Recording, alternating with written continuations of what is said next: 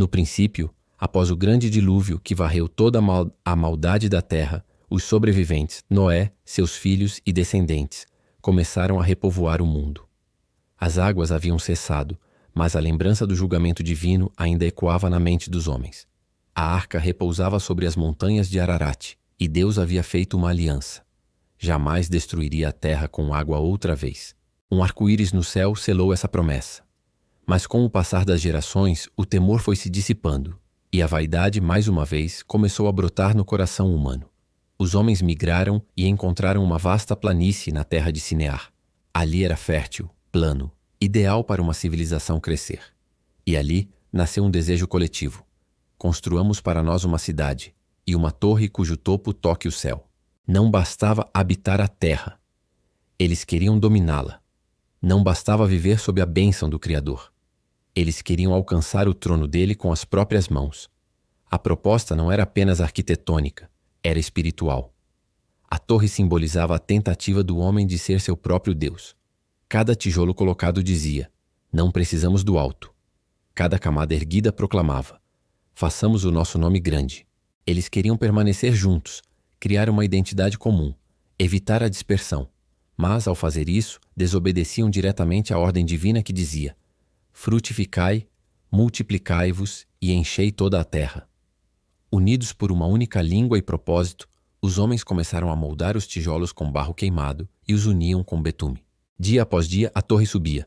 Os trabalhadores se revezavam, as famílias se assentavam ao redor da obra, a cidade ganhava forma. Ao nascimento de uma civilização sem Deus, com base na força do próprio braço. E por trás da aparência de progresso, o que havia era arrogância. Mas do céu, Deus observava. O Criador, que sonda os corações, viu o que se escondia por trás das palavras, viu o veneno oculto na unidade. E então, ele desceu. Não porque precisava, mas para mostrar que mesmo nos projetos humanos mais audaciosos, ele ainda reina soberano. E disse: eis que são um só povo e todos falam a mesma língua. Isto é apenas o começo. Agora nada os impedirá de realizar tudo o que intentam. Deus não estava temendo a torre. Ele via o perigo da alma humana sem limites. A humanidade unida no orgulho é uma bomba que explode contra si mesma. Então, com um único gesto, ele confundiu as línguas. De repente, um pedreiro pediu barro e recebeu madeira. Um mestre de obra deu instruções e foi respondido com sons indecifráveis. As vozes se embaralharam. O que era ordem virou caos. O que era progresso virou ruína. A unidade sem Deus sempre termina em confusão. A construção cessou. Os trabalhadores se dispersaram. Os que se entendiam agruparam-se em pequenas tribos e partiram em diferentes direções. A cidade foi abandonada. A torre ficou como um monumento ao orgulho humano e sua falência.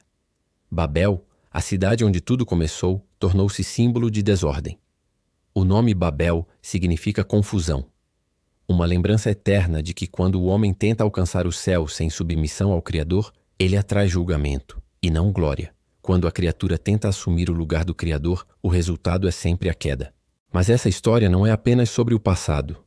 Babel é uma realidade presente. Hoje, os homens constroem torres invisíveis, erguem monumentos digitais, altares ao ego, impérios de vaidade. Constroem suas próprias verdades e rejeitam o plano divino. Mas como em Babel, Deus continua descendo. Ele continua confundindo sistemas, derrubando impérios, esvaziando aquilo que se ergue sem base espiritual.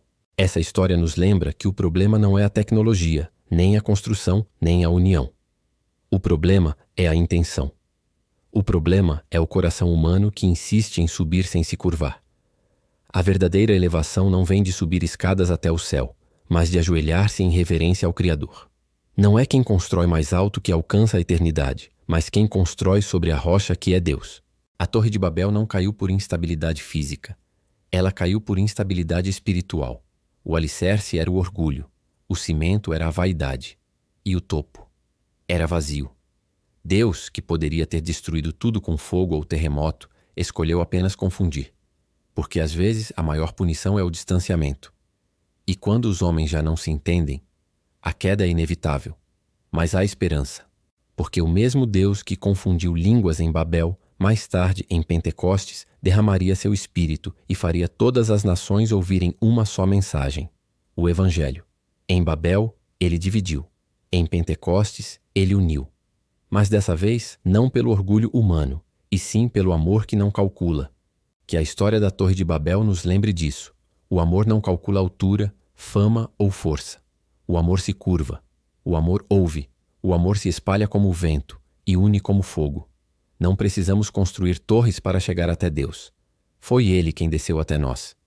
E se hoje você se sente perdido, confuso, tentando construir sua própria torre, pare, desça e ouça. Talvez seja a hora de deixar o tijolo e dobrar o joelho, porque quem tenta subir sem Deus se perde. Mas quem desce aos pés dele, encontra o caminho do céu.